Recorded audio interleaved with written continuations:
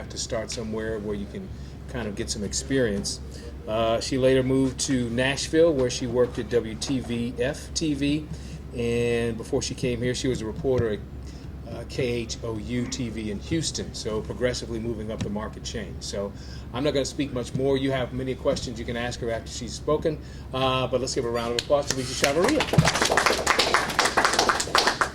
Hi there, guys.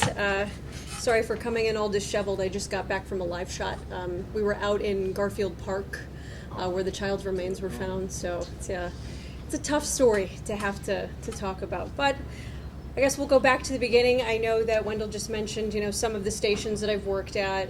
I have a bachelor's degree in broadcast journalism. I probably my senior year, I was a little late to start with the whole internship thing, which I don't recommend waiting too long to do that. You really want to get in, whether it's radio, television, so that way you have a better idea as far as what goes into all of these different fields. I learned a ton. My first internship, when I was a student, I interned at NBC News in Chicago, their Chicago bureau, which is, if you know where WMAQ is, Channel 5, they used to be located on the 4th floor up there. So I didn't really get to do much. It wasn't very hands-on, but I learned a lot. I had to log a lot of tape. Back then it was all tape, so it took forever to do that. I did some logging for Dateline, which was pretty cool.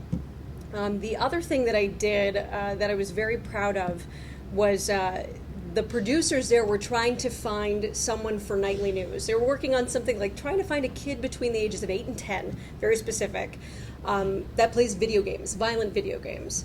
I called a couple of friends that I knew from school that happened to be home at that time, and thankfully I was able to get their key interview that aired on nightly news that night, which was a lot of fun.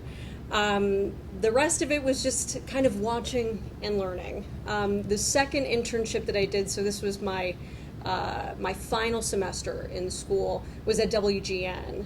And I know I'm with Fox, so Fox is great, but WGN was it was an amazing internship.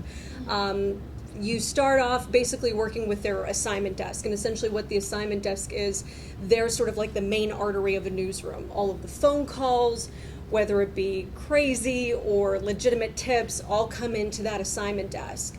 So as an intern, that's where you're going to start off. You're going to be sitting there picking up phone calls for most of the time. After you've sort of paid your dues, what they'll do is they might send you out with a reporter. So that way you get a better idea as far as, what they go into, what questions they have to ask. So when I had that opportunity, what I would do is to help me build my resume tape. Now it's not really a tape anymore. I guess it's a reel. Everything's online now. But to build my resume tape, I would go out there with the reporter, take all of their footage essentially, sit down myself in my own time, log it, write it, get it approved by either a reporter or a producer. And I turned it into something that I used for myself, and it helped me land my first job. So sometimes, as long as you're friendly with the photographers and reporters, they're more than helpful, to try to get you that first job. And it's funny now coming back to Chicago. It's been, I think I was away for 7 years. Coming back, I got to see a lot of the photographers and some of the reporters that I'd worked with, and they're like, wait a minute, has it really been that long? Yes, it had been that long. I'd been trying my best to get back here. So I did that, got my resume tape, put that together. I was thinking maybe I'd have maybe a month break before I got my first job, and I did. Got my first job in Traverse City, Michigan. I don't know if you guys have ever heard of anybody heard of Traverse City, Michigan? Yeah, it's really pretty. It's a tourist town, but it sucks in the winter. You think Chicago's bad? It's 1,000 times worse up there. And the thing that a lot of you, if you're looking to get into TV, the thing that you should really know is how to do pretty much everything. I was what they call now a multimedia journalist. We called it a one-man band. So I shot everything, I edited everything, I put it together, and then I fronted it. It's tough to do that, and a lot of times you start second-guessing yourself. Why am I doing this? I'm making nothing, absolutely nothing, working my butt off, but it's worth it in the end, especially if you're passionate about storytelling and into the journalism. So I did that for 2.5 years. After that, started searching, and it was just before or maybe around when the recession hit down south, so I was fortunate to kind of get in well, a lot of jobs were still available at the time. So by 2008, I got a job down in Nashville at the CBS station, doing something I was not familiar with or comfortable doing, which was nothing but live shots. All of the stuff live out on the scene. I think it was 6 hits a morning, and every hit you got to do something different. Which when you have a story that has, let's say, 3 bullet points, right? You got to keep switching it up. How in the world do you switch that up? So the thought process behind that is grab a nugget, bring that nugget to your intro is what we like to call it, so the very beginning of your report, just to try to make it sound different, even if technically there really isn't anything different. Got to try. So I did that and learned very quickly. In the time that at my first job, I'd maybe only did 30 live shots, 30 in the span of 3 years. By the time I left Nashville, I probably did over 1,000 live shots, which is great. And it teaches you a lot as you're on the job and doing that. It was a great experience, a lot more hard news, a lot of crime, which is good, especially for a morning show reporter. That's really what all you're really covering is what they call spot news. And spot news, I'm sure you guys are aware, it's when something that's currently going on, not necessarily breaking, but they send you off to that location. You're gathering as quickly as possible, working with your assignment desk, again, the artery of a newsroom, trying to piece together what's going on at a scene. So I did that for 2 years. After that, I went down to Houston, also working for a CBS station there, doing the same thing, working as a morning show reporter. I finally felt like I got my feet under me. I'm like, all right, I know what I'm doing. I did it for about a year, and they decided to mix things up, and they moved me to days. Well, days is a lot different than mornings. Mornings, I'm sure if you guys have all watched morning television, the reporters, it's very short. It's always showing things. They have, they use what we call VOSODs. Are you guys familiar with what a VOSOD is?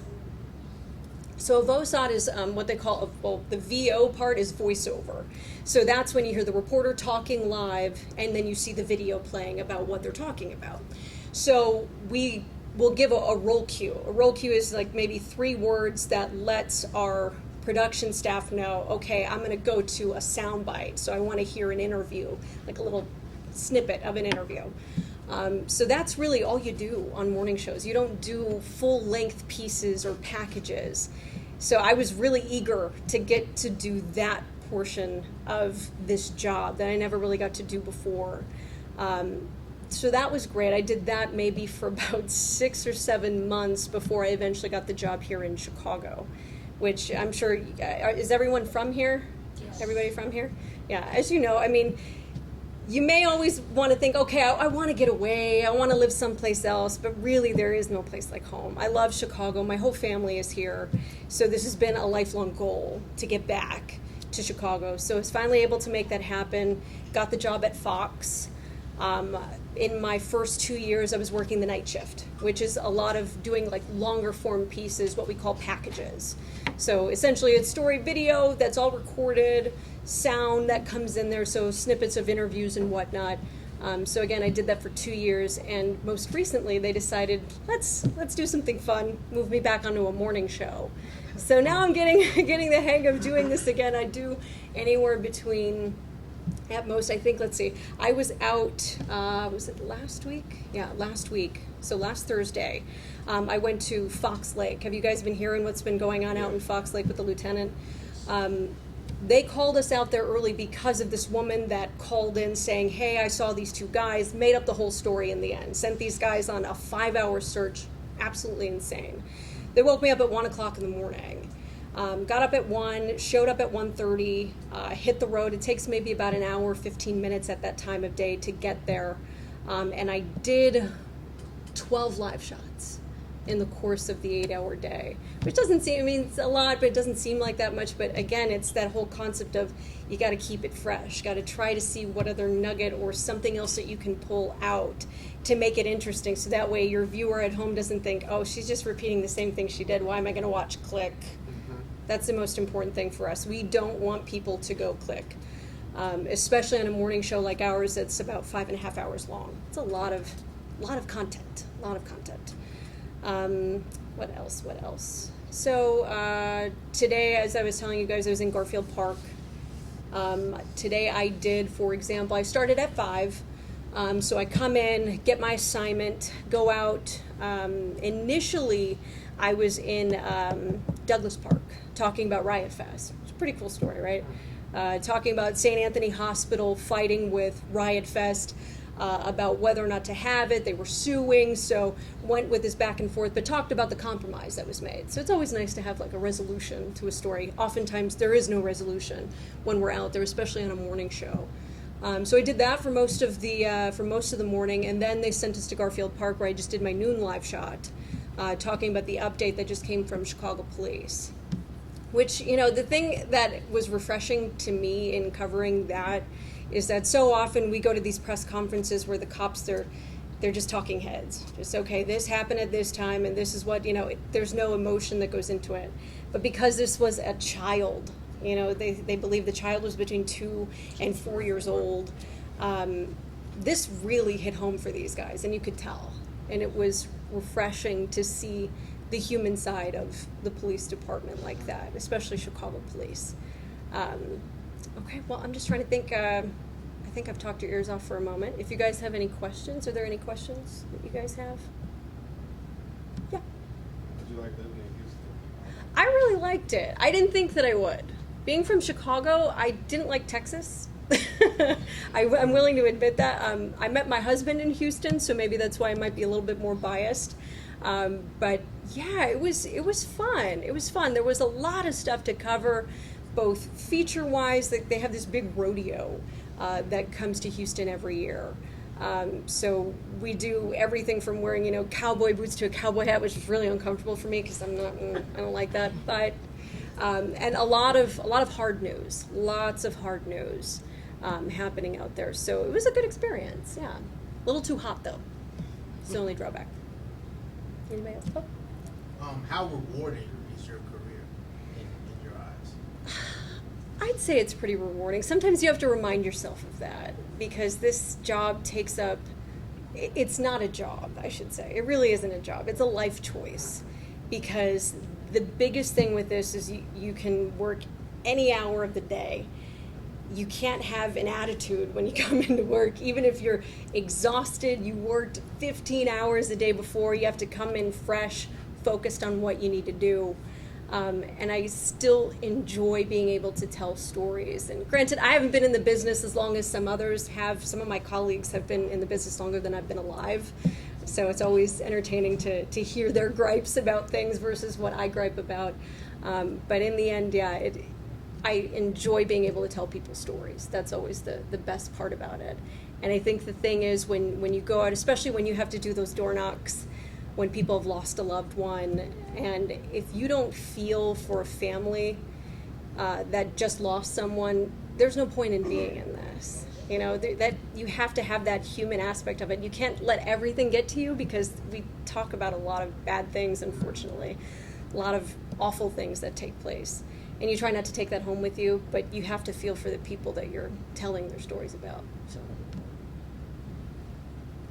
Was it hard transitioning, like, from state to state, being in different newsrooms? Yeah, a little bit. Yeah, I think probably at the beginning of my career it was because it was so new.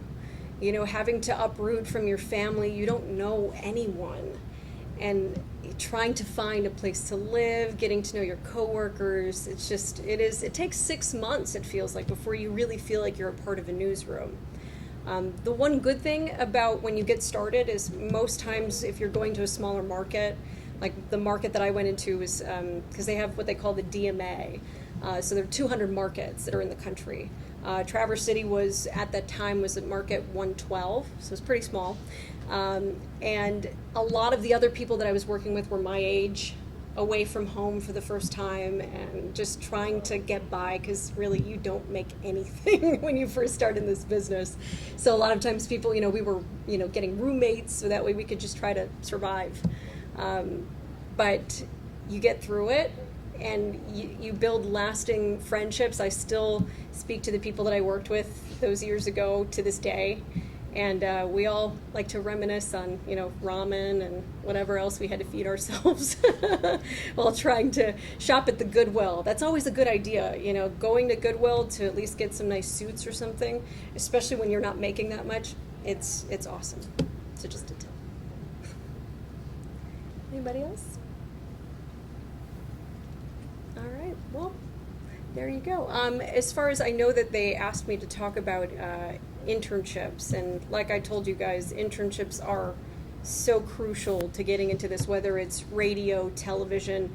And the good thing is a lot of the people that are in this business are all Chicagoans, and they like to help other Chicagoans. So you have that going for you.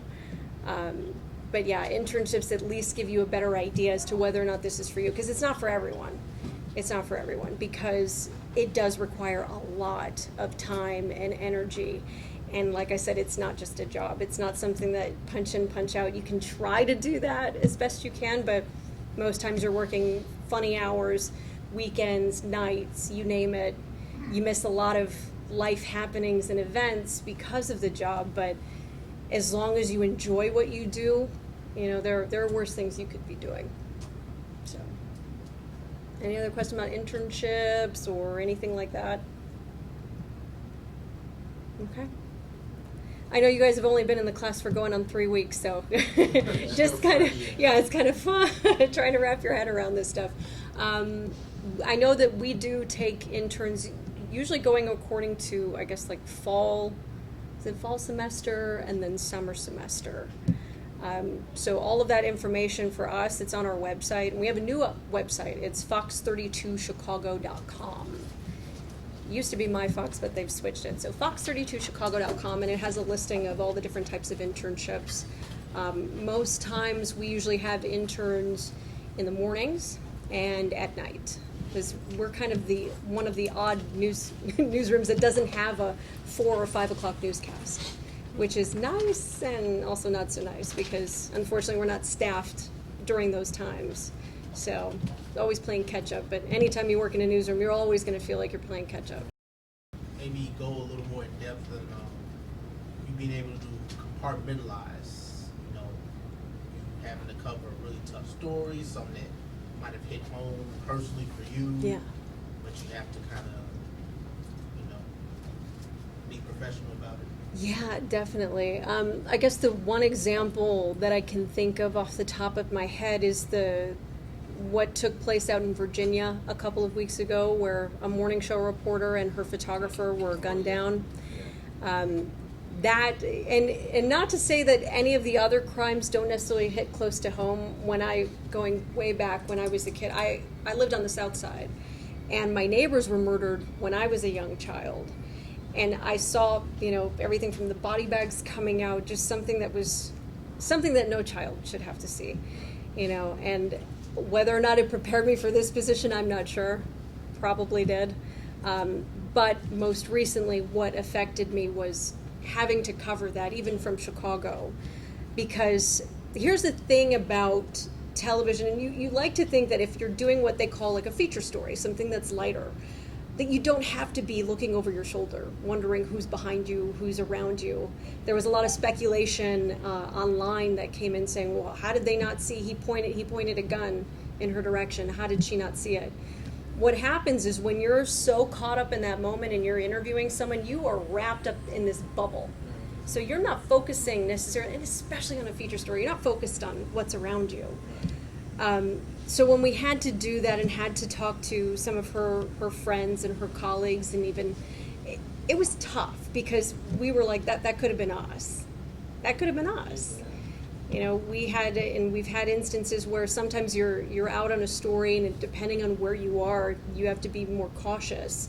Some crews here have been threatened before and have had to abandon their live trucks at times when someone has threatened to shoot them. You know, a lot of times we go into neighborhoods where, especially, let's say, for example, if a child is shot and emotions are running high and you're talking to a family that just lost someone, you just never know what could be that breaking point, and someone could snap, or you get caught in the middle of something, so you're always keeping an eye on things. But the thing that hit home with that is that they weren't expecting it, not at something like that. So, yeah, that's the thing, is that you have to be involved in it, but you can't let it consume your life when you're covering things that are so devastating, just like this Garfield Park thing, and seeing the cops, you know, who are usually very stone-faced and, they're gung-ho on getting their evidence and whatnot. They look like they were hurting, and it gets to everyone at some point, especially when you're talking about a young child. So, yeah. Is it normal for them to let employees use two different names? Because I know the guy who killed them two, Mhm. you had two different names. Yeah, it is. It's not as normal anymore. I think it used to be, and the information that I'm getting this from, I have an agent, and I'm represented by an agency, and the guy that runs the agency that represents me made mention that a very small amount of people still do that. But yeah, that is certainly a concern. The thing is that they did run his real name. He just went by a stage name because his name was a little unusual, and sometimes people say, oh, it's hard to pronounce. Chavarria is not easy to pronounce. I can't tell you how many times people are like, just change it to Chavez. I'm like, no, I've worked so hard under Chavarria that you just want to keep that. So yeah, it's unfortunate that it happened, but the thing that's really startling with this, that he had no record. They wouldn't have known anything. It wasn't like he had a past of anything criminal. So they wouldn't have found anything. And in fact, a lot of his colleagues said he was nice. He was a nice guy. He was funny. But he would get upset. And here's the thing in general about this business. People can be extremely critical, both on the outside and on the inside. And you have to have a thick skin in order to take that, from the way your makeup looks to your haircut to what you wear, very superficial in that regard. But they're also going to get on you to make sure that your facts are straight. And when you're a young reporter, you have to be willing to take those hits saying, what were you thinking? You're not supposed to say that. You need to word it this way, or make sure that you just have to have everything ready, the foundation base, so that way you're telling all of the facts and getting it right. That's the most important thing. And sometimes people in newsrooms don't always say it very kindly. And that's no excuse for someone to get that upset, but you have to have a thick skin in order to be in this. So. All right. Nothing else? I have one more question. Yeah, of course. Who did you, reporter, what, did you model yourself after a reporter, or who did you look up to? Who was your inspiration as a... That's a good question. Locally, no one that I can think of off the top of my head, but the person, and a lot of people would think I would pick a woman, but my biggest inspiration was always Peter Jennings. I love the way he did his job. I love the fact that I'm sure that you guys remember on September 11th, I don't know if you watched ABC's coverage, but he was worried about his own children and spoke about that on the air, and that's very unusual, especially back then. People didn't sort of let you into that side. This was before social media, and he really opened up about that. And in seeing that, I was like, wow, he's a real person just like me, and I want to do that when I get older. So that's definitely who I would consider an inspiration. Do you guys communicate with the other Fox channels or Fox News reporters in the other states? We do, yeah, we do, especially when it's a big story. I'm trying to think, what was the last one that we had? We worked really closely with Houston, ironically, recently, even though I didn't work at the Fox station in Houston, but when the deputy was shot recently, we worked with them, and they gave us a lot of information, a lot of video, and helped us out, because a lot of times stations, they're so caught up in what they're doing that they don't always think about the affiliates from around the country or the news channel. That's also who we work with. And the drawback too about sometimes with the news channel, they have a lot of shows that they cover, so sometimes they don't necessarily have the video that we would need, so we'll have to depend a lot of times on our affiliates. And for the most part, everyone works together because it is one big family. You can transfer. You want to live in Arizona, Vegas, you can... Technically, yeah. Yeah, if you stay within the family. And I think that's usually how it works with most stations, especially what they call O&Os. The Fox station here in Chicago is an O&O, or owned and operated by Fox. I think pretty much every station here, the ABC station, CBS, NBC, they're all owned and operated by NBC, ABC, CBS. So for the most part, if someone else, there was an example of an anchor here, LA liked her, and they went and they talked to the managers there and said, we want her here, and they made that happen. So yeah, it can certainly happen. Doesn't always happen, it depends on whether or not you're the right fit. And that can be a variation of, we're looking for a female reporter, we're looking for a male reporter.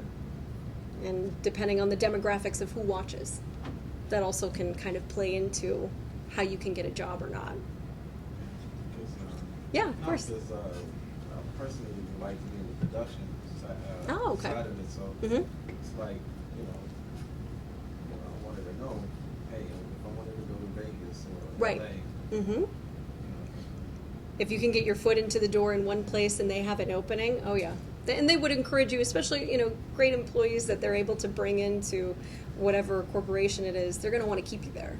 And if that's what makes you happy, they're usually more than willing to accommodate.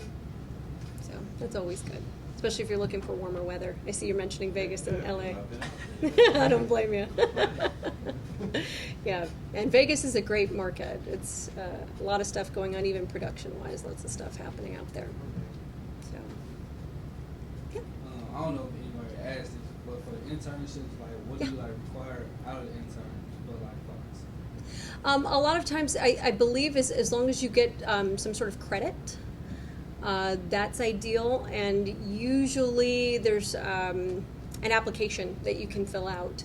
And I believe that there might be an email that might go along with that. And if that is, if you're curious, okay, so do I meet the qualifications of what it takes so that way, you can intern there. They're usually pretty good about responding back.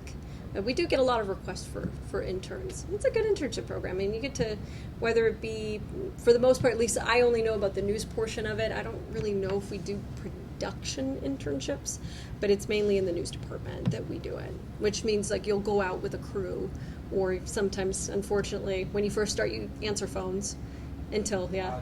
But at least it gets you into the mix. It gets you into the mix and gets you, to meet with people, to network, and that's so important in this business. And I guess the other most important thing is don't burn bridges. Don't burn bridges. That's not a good thing. It's not good in any other field, but something about this business, everyone knows everyone, because there are only 200 markets. So you may have worked, in South Dakota, but that person now is some big wig in LA. You treated them well where you're at. They know you're a hard worker. They get to see your work, or maybe they can push it up to a news director or a manager that says, hey, this person, I know this person. I can vouch for them. It's always ideal because it's all about the connections, like most businesses. No, that's okay. Yes, and I have them in the other room, so I will give you guys some of those.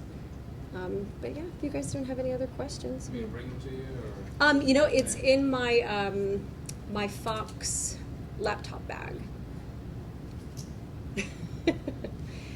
Yeah, unfortunately I lost my work cell phone, which is a hazard of this job. I was covering when they announced. When the NFL was bringing the draft to Chicago, I was out there at night. I was right on Congress and Wabash, because we were right outside of Roosevelt University. Hopped out of the truck, didn't hear anything, there went my phone. So excuse the scribble that's on the business cards.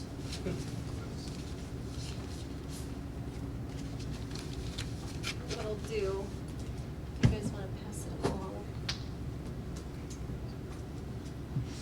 But yeah, feel free. Email is usually the best way to get in contact with me, because I have a very odd sleeping schedule.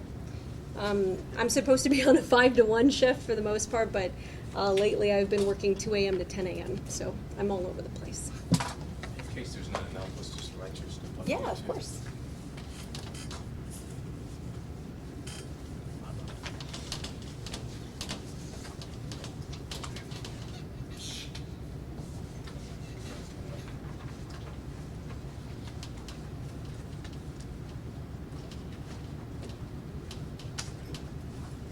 part of the reason why they told me to change my last name. Very long.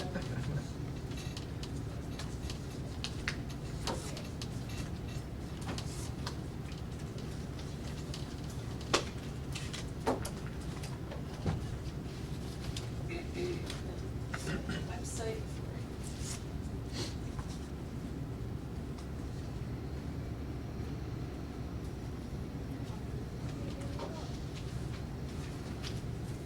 One other thing I did forget to hit on, and it's something that is definitely huge, is social media. Is everyone on social media? Facebook, Twitter, all that stuff. Every station is really focused on that now. Based on how many followers you have, how many people like you, how many times you're posting. I feel like half of my job now is on social media, just getting stuff out there. So I think every station in the country is really pushing this. So if you already have something started, great, you're ahead. Just keep it going, because sometimes that'll be the difference between you and another candidate in whatever field you're getting into, because so many people have to have a social media following nowadays in this business. Wow. Yeah, I know. Yeah, for us, they tell us when we're out there, as soon as you get out there, take a picture and tweet, take a picture, post it to Facebook. So you're trying to gather and do that, and if you can do both, makes you a more viable candidate in this business. So, thank you guys. Appreciate your time and best of luck, and email me whenever. I'm an open book. Hi, I'm Lisa Chavarria. I'm with Fox 32 Chicago. I had a great chance to speak with the students here about how I got started in my career and what led me to eventually come home here to Chicago with lots of internships and great experiences with photographers, editors, and reporters who mentored me to help me get that first job. And I've been building my way and working my way as hard as I can to get back here to Chicago.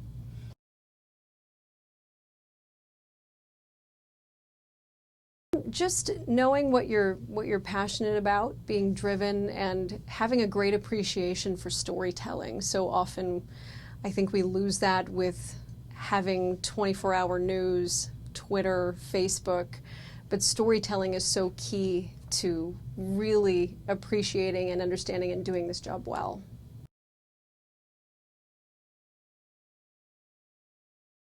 They were great. They were very attentive, had some really good questions, seemed very interested in whether it be television or media in general, so I was glad to help.